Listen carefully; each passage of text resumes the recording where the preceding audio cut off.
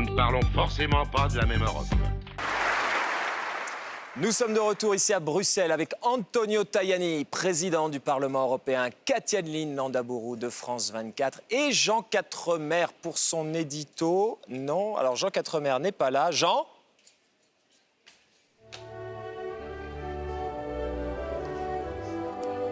Bon, voilà. Visiblement, Jean Quatremer est en marche. Il a l'air à peu près aussi assuré que Emmanuel Macron. Mais sur l'hymne européen pour son entrée, ceux qui ont déjà essayé de faire manger des choux de Bruxelles à des enfants apprécieront la performance. Emmanuel Macron a gagné une élection présidentielle en jouant à fond la carte de l'Europe. En tout cas, un nouveau président qui fait ovationner l'Europe à chacun de ses meetings lors de sa campagne, ça met Jean dans tous ses états. Merci Jean Quatremer en marche d'être avec nous. C'est la chronique de Jean Quatremer. Moi, quand on m'en fait trop, je correctionne plus. Je dynamite, je disperse, je ventile. Ne tournons pas autour du pot, l'Europe respire. La France s'est finalement choisi un jeune président, le plus jeune depuis un certain Napoléon Bonaparte. Mais surtout, s'est choisi un président europhile, tourné vers l'avenir et donc fermement opposé à tout Frexit et autres retours aux anciens francs. Dire que le Front National n'avait aucun allié dans l'Union, en dehors de quelques partis frères, est encore en dessous de la vérité. Parce que l'Europe sans la France a autant de sens que Bouvard sans Pécuchet. Elle peut survivre au Brexit, au Grexit, au Polexit, mais pas au Frexit. Surtout, les Français ont clairement tranché la question européenne qui empoisonne le débat politique depuis le rejet du traité constitutionnel en 2005. En effet, au premier tour de l'élection présidentielle, ils ont déjà placé en tête Emmanuel Macron, alors que tout le monde attendait Marine Le Pen. Au second tour, le score du leader d'En Marche est sans appel puisqu'il a réuni plus de 66% des voix.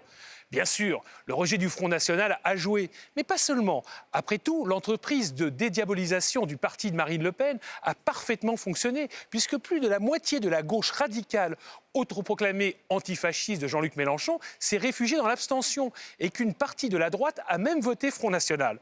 En clair, il faut trouver une autre explication au très mauvais score de Marine Le Pen, que l'on promettait au moins à 40% au second tour. Et ce facteur, c'est l'Europe. Le second tour a été un référendum sur deux visions de la France. L'une fermée, isolée, identitaire, l'autre ouverte, européenne, tolérante. Tant Mélenchon que Le Pen ont d'ailleurs pris conscience que leur désir de Frexit constituait un plafond de verre infranchissable dans la dernière ligne droite de leur campagne. Ils ont même tenté d'adoucir leur projet au prix de contorsions grotesques. En vain. Il faut encore rappeler aux apprentis sorciers que 72% des Français sont attachés à l'euro et à l'Union, soit à peine quelques points de plus que le score réalisé par Macron. L'officine europhobe, sans doute desservie par le Brexit, a clairement loupé son OPA sur la France. C'était la chronique du tonton flingueur. Enfin, pas tellement tonton flingueur ce coup-ci. Hein. Non, admiratif. Admiratif, Jean Quatremer.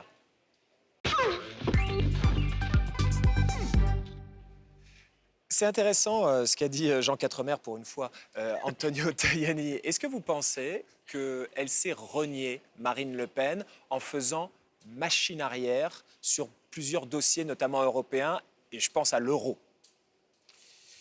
Moi, je pense tout d'abord qu'il ne faut pas sous-estimer les résultats de Mme Le Pen, il ne faut pas sous-estimer les résultats de ceux qui ne sont pas allés voter. Pourquoi je dis comme ça? Il y a du malaise. Donc, alors, le populisme a perdu. Mais il ne faut pas oublier que les citoyens français, comme les autres citoyens européens, demandent un changement. Oui, à l'Europe, mais il faut la changer.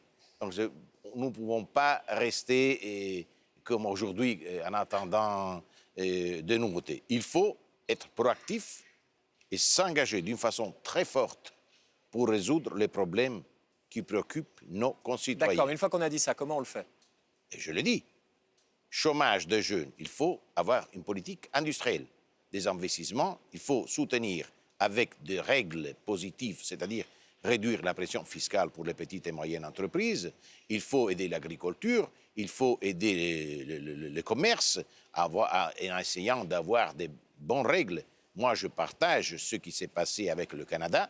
Nous avons eu un bon accord va défendre maintenant les petites et moyennes entreprises, va défendre les savoir-faire européens, la qualité le CETA, européenne. justement, Emmanuel Macron, il a dit que cet accord avec le Canada, il allait nommer un groupe d'experts et éventuellement faire machine arrière et demander de nouvelles modifications. Qu'est-ce que vous avez pensé en entendant ça?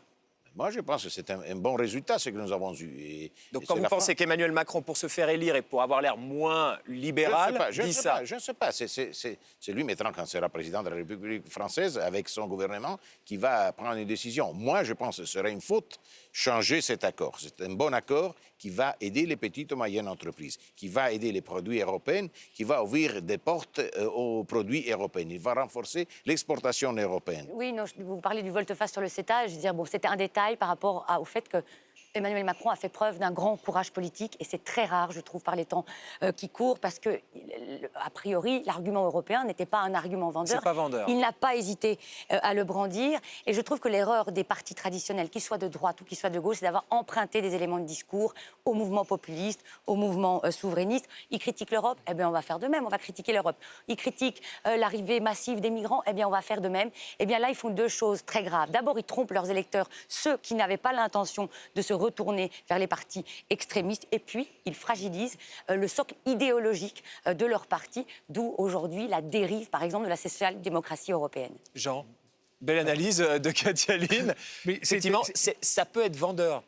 L'Europe, ça peut être un produit d'appel. Il y a eu une démonstration qui a été faite en 2009 par Daniel Cohn-Bendit quand il dirigeait Europe Écologie Les Verts. Il a fait une campagne européenne, parce que généralement les campagnes européennes, c'est des campagnes nationales. On parle que de problèmes nationaux. Il avait cartonné. Et lui, il a cartonné, il a monté les Verts, qui n'existent plus aujourd'hui, à 12% de l'électorat, montrant que l'Europe, il y avait un besoin d'Europe dans nos pays. Et il faut avoir le courage de défendre et de parler d'Europe. Le problème en Europe, c'est pas les partis europhiles et europhobes, c'est la lâcheté des partis politiques traditionnels qui ne défendent plus l'Europe. Antonio Tajani, Non, que François Fillon, il n'avait pas défendu l'Europe. Non, c'est pas la même chose, les socialistes et les républicains. Les socialistes ont perdu parce que, évidemment, les citoyens français ont décidé qui votaient socialiste de soutenir Macron en tant qu'homme de centre qui était ministre avec Hollande.